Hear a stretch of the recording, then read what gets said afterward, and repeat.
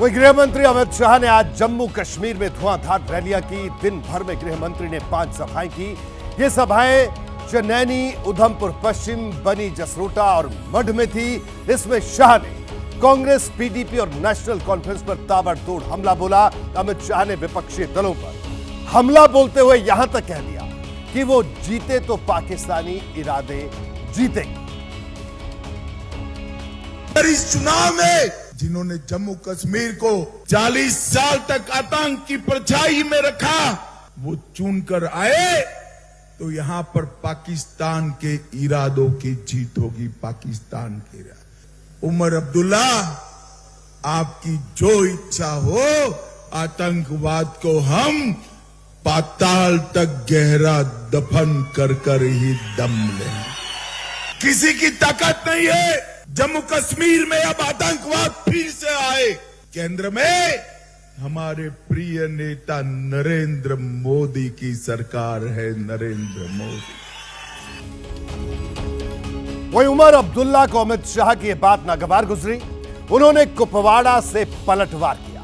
उमर ने कहा कि पाकिस्तान के साथ चलना होता तो हम कुर्बानियां नहीं देते।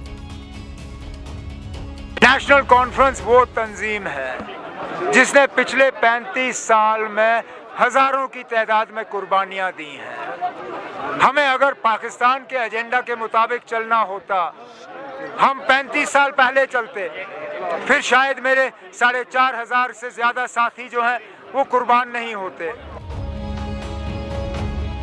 उमर अब्दुल्ला के इस पलटवार के बीच अमित शाह का नया जुबानी हमला सामने आ गया। उधमपुर पश्चिम सीट पर प्रचार के लिए पहुंचे गृह मंत्री ने कांग्रेस और नेशनल कॉन्फ्रेंस दोनों पर नया तीर छोड़ दिया। अभी राहुल बाबा आए, उन्होंने कहा बाहर के लोग शासन करें। अब क्या बाहर के कर रहे हो और आप हमें बाहर के का हिसाब कर रहे हो?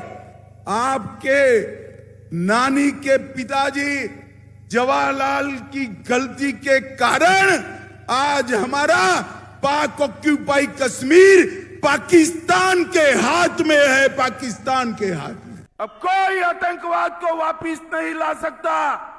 अब्दुल्ला साहब, हमें क्या डराते हो कि वापिस आएगा?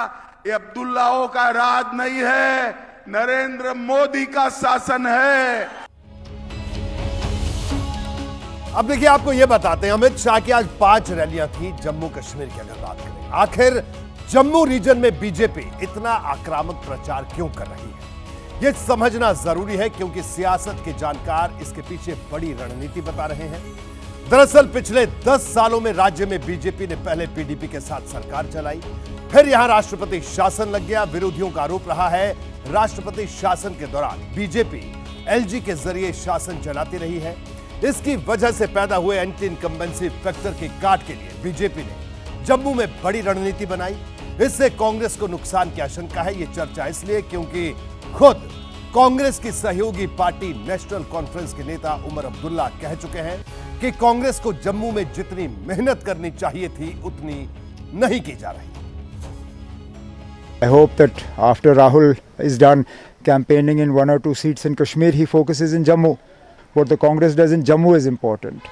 And unfortunately, Congress hasn't done as much in the plains of Jammu as we would expect them to do. देखिए, आखिर बीजेपी की रणनीति क्या रही है जिससे विरोधी खेमे में हलचल है, मैं आपको यह भी समझा देता हूं। दरअसल बीजेपी ने इस चुनाव में अलग अंदाज में प्रचार किया। भावनात्मक मुद्दों के आधार पर कांग्रेस को घेरा। कई पूर्व मंत्री और बड़े नेताओं के टिकट काटे, नए चेहरों को मौका दिया गया। टिकट बंटवारे से उपजे असंतोष को भी काबू भी पा लिया। ध्रुवीकरण के लिए राष्ट्रवाद का कार्ड भी चला। वोट ना बटे, इसके लिए छोटे छोटे दलों के साथ हाथ मिलाया। संकल्प पत्र के ऐलान के बाद से धुआंधार प्रचार जारी है। स्टार प्रचारकों को भी मैदान में उतारा गया है। जम्मू रीजन में यह बीजेपी की आक्रामक रणनीति है। देखिए, विरोधियों पर इस रणनीति का ही असर था कि उमर अब्दुल्ला ने कल कांग्रेस को सावधान कर दिया। यहां तक कह दिया था कि उसे जम्मू में ज्यादा मेहनत करनी चाहिए।